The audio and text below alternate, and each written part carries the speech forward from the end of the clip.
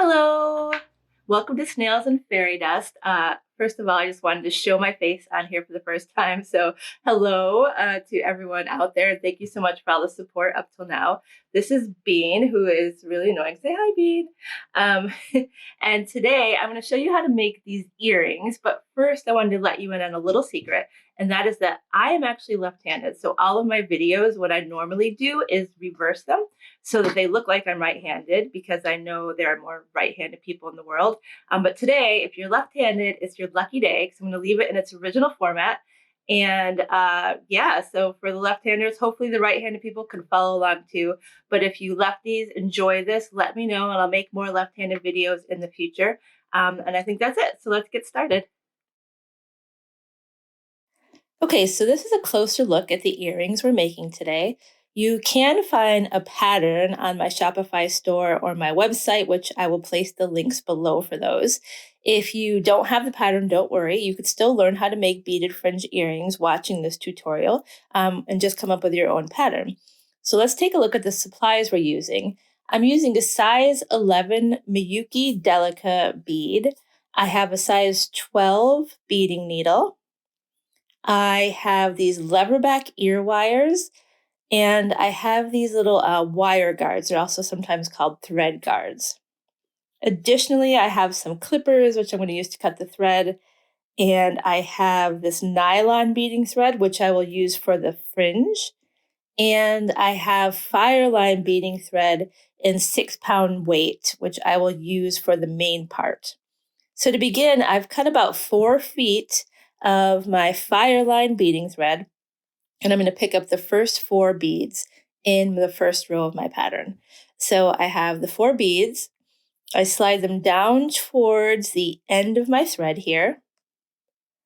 And then I'm going to take my needle and loop around and come back up through the first 2 beads. Just like that. And then I'm going to take my needle and come back down through the second 2 beads. And you want to make sure you left a decent tail at the end, about a 4-inch tail there. So I'm pulling the needle down, and then you have the 2 sets of 2 beads sitting next door to each other like this. And because it's the first 2 beads in my row, I'm just going to go through that one more time. So back up through the first 2, and then back down through the second 2, just to make that extra secure. Okay, and then we pick up the next 2 beads in our row, and we're going to take our needle and go down through the last 2 beads. Like that. Pull that through. And then to complete that loop, we're going to go back up through those 2 new beads we've just added. Like that. And then we're going to pick up our next 2 beads. And we're just going to keep building in this way. So now we're going to come up through the last 2 beads we've just added. And then we're going to go down through the 2 new beads to complete the loop. And so you're going to build this entire row in this way. This is called ladder stitch, continuing to add 2 beads at a time until you get to the end of this row, which is the first row of your pattern. And I believe it's 17 beads wide in this pattern, this first row. So when you get to the end of your row, meet me back here, and then we will learn how to add on our next row, which is a stitch called brick stitch. So you keep beading on. I'll see you back here in a second.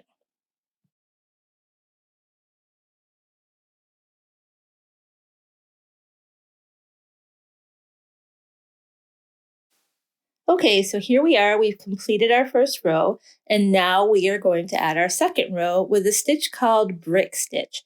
So I'm looking at these little thread bridges in between the beads, and that is how we're going to connect the next row of our work.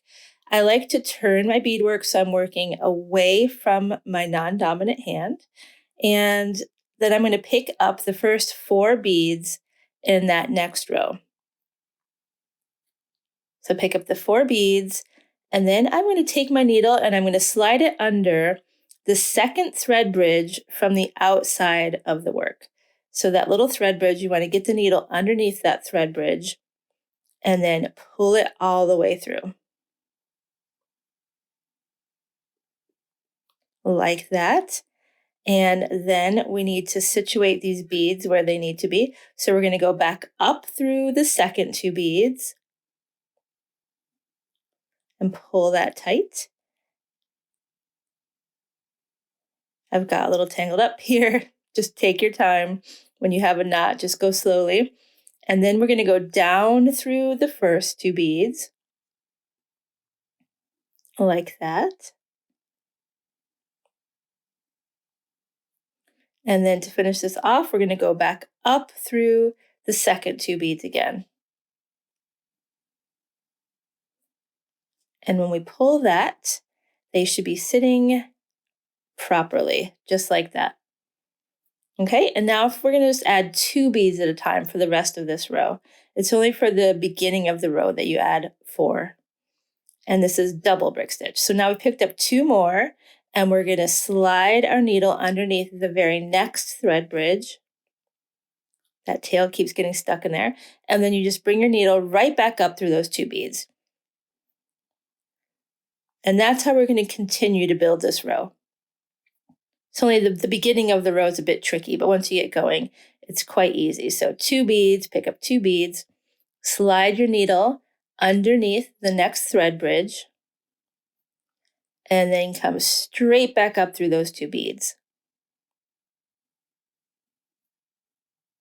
Like so. And then you're just going to continue building this row this way, 2 beads at a time, making sure you're following your pattern. And take your time. In case you get any knots or tangles, just slowly undo them. And I will see you at the end of this row. Meet me back here, and then I will just show you how to start a row of brick stitch again to make sure you are solid with that. So see you in a second.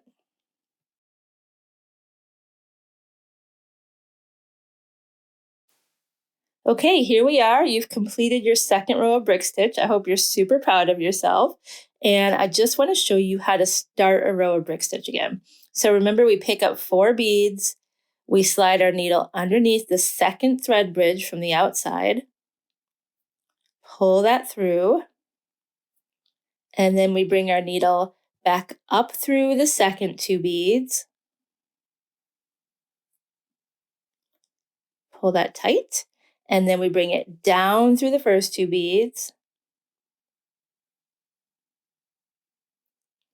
And then we bring it back up through the second 2 beads again. And when we pull that tight, you are ready to start the rest of your row. And just add 2 at a time, just like the last row. You've got this by now.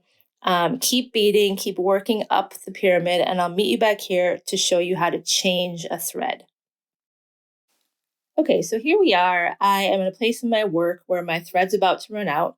The main thing is to make sure you leave yourself enough thread so that you can weave it into your work and finish it properly. Don't wait till it gets too short. So basically, I'm going to weave this needle back into the work down a few rows, and then I'm going to find 2 neighboring sets of 2 beads that I am just going to loop around to create some tension so it doesn't come undone in the thread. So I've gone around those 2 times.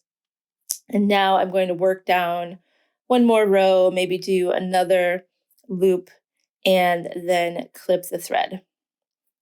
And then next I'm going to start a new thread. So I am going to pick a spot on the opposite side of where I started because the thread sort of starts to clog up and you don't want to break your beads because there's too much thread and you're forcing your needle. So I start it by anchoring it around 2 beads, 2 sets of 2 beads, and I sort of loop around those 2 sets of 2 beads twice, and then I could weave my needle back up to the starting point where I would have ended. And you could give your thread a good tug and just make sure that it's not going anywhere. But usually that tension you create from wrapping it around is enough to do the job. And now I'm ready to just continue beading. So you keep beading, meet me back here when you get to the very top of your pyramid, and we will add a wire guard. Okay, so here we are at the top of the pyramid, I am going to take my wire guard and slide the needle through and pull it down to the top of the work. And then I'm going to put my needle through the other side of the wire guard and bring it down through the outside two beads of my work. I want to make sure that thread stays in that little channel. And then I want to loop it around there again. So I'm going to go down one row and then back up so I could end up in that outside hole of the wire guard again. They're also called thread guards, but generally they're called wire guards when you're ordering them. So I'm going back up through that again, and then down through the opposite one and through the two outside beads again, just to make sure that's extra secure. And then after this, I'm simply going to just weave my thread back down into my work, find those two beads next door to each other to wrap around and create tension again, just like we did when we were ending a thread. So do that, and then we will start our thread for our fringe. Okay, so we are ready to add our fringe now. We're going to cut the nylon thread about 4 feet to start with, and I want to stretch out this thread before I use it. Otherwise, it will get stretched out later and then your work will look awful. So I've stretched that out and threaded my needle, and now I'm going to anchor this a couple rows from the bottom of my triangle and do the same technique we used before when we were anchoring a new thread, looping around the two sets of two beads. You want to go around there at least twice, and then we're going to weave our needle down so we end up on the outside edge of that first row of ladder stitch. So we're coming down the outside edge here until we end up in those first two beads right there. And now we're ready to add our fringe. So we pick up the beads for our fringe, counting out according to our pattern, and then we slide those down right up to the beadwork. And then we pick up our end bead and take your needle and go all the way through all of that fringe you've just added and pull it up. The end bead keeps it from falling off. And then also take your needle up through the first two beads in that ladder stitch, like so. And then for the next one, you're going to put your needle down through the next two beads in the row of ladder stitch. And try not to get tangled up here like I've just done. Okay, so we pull that down. We're going to get there. Here we go. Pull that down, and then you add your next row of fringe following your pattern. So I'm adding those beads on. And then we're going to do the same thing. Slide those beads down, grab your end bead, take your needle, back up through all of those beads. Take your time, make sure you don't skip a bead and have your thread exposed. And then you also bring your needle through those two beads in the row of ladder stitch, like so. And then to start the next row, you simply come down the next two beads in the row of ladder stitch, just like that. So you're going to build the whole thing in this method. Make sure you are counting your beads. I always like to lay the work down and make sure the beads are lining up where they're supposed to, because there's nothing more frustrating than getting halfway through your fringe, realizing you missed a bead somewhere and the pattern didn't come together the way you expected to. So always lay it down in between and take a look and make sure the pattern is coming together properly and that you don't have any sort of gaps in your fringe. You want it to be tight, but not too tight so it has some flow, but you don't want any space in between the beads. So you keep beading, meet me back here, and then we'll finish this thing off. Okay, so here we are. I'm doing my very last row of fringe. And this time, when I take my needle through those two beads on the ladder stitch row, I'm just going to weave it up into the work like we've done before and really anchor that thread so that it doesn't come unraveled. So I'm going to work up a couple rows, and then I'm going to find two beads next door to each other, two sets of two beads, and just wrap around those. And then I'll probably do it a couple more times just to be extra secure. And now we've finished that and clipped all of our strings. And I have my ear wire here, leatherback ear wire. Open that with my pliers, slide that wire guard on there, close it back up with the pliers. And there you go. I hope you're super proud of yourself.